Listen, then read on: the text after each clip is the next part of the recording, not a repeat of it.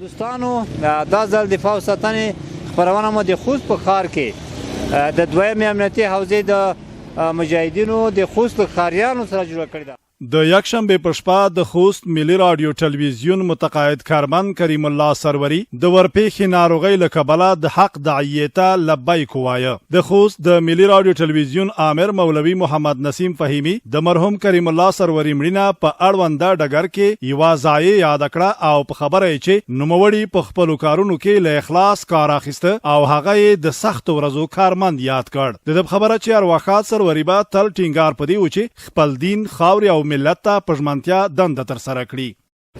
مرحوم کریم الله سروري زمونږ د خوست ملي رادیو تلویزیون یو ډیر فعال برجسته کارمند و.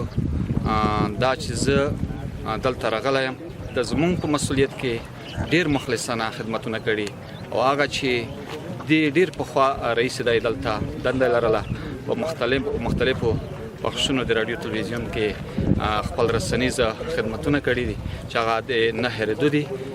نو واقعا چې یو ډیر فعال برجسته او وفادار ژمن مخلص با احساسه زمونږ د رادیو تلویزیون کارمند و.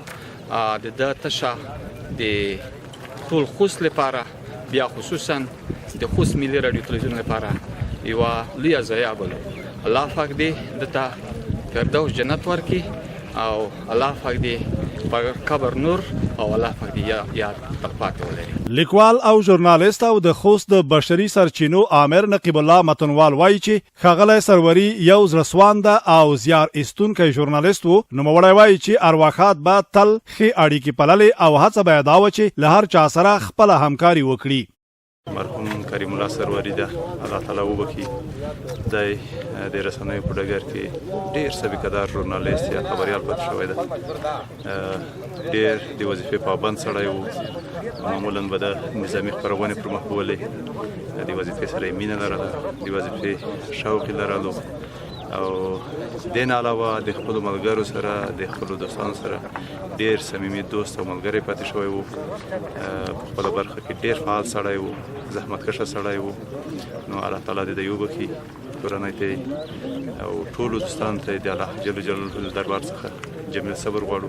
مرحوم کریم الله سروري د خوست مرکز اړوند د متون کوړیانو بچی کلي اوسیدونکی و. ارواښاد سروري په 1962 کال کې د خوست ملي رادیو ټلویزیون کې په دنده ګمارل شوی و او په یاده اداره کې په بیلابیلو برخو کې دندې اجرا کړي او تقریبا میاشت مخکې تقاعد او د ملي رادیو ټلویزیون لوی ریاست د ده کړنې خدمتونه نه هېرېدونکي وبلل چې بالاخره نوموړی د ورپېښې ناروغۍ له امله د 1902 کال د سور میاشتې په 3 نیټه د ورپېښې ناروغۍ له امله وفات او جسد یې په خپله پلارنۍ هدیره کې خاورو ته وسپارل شو.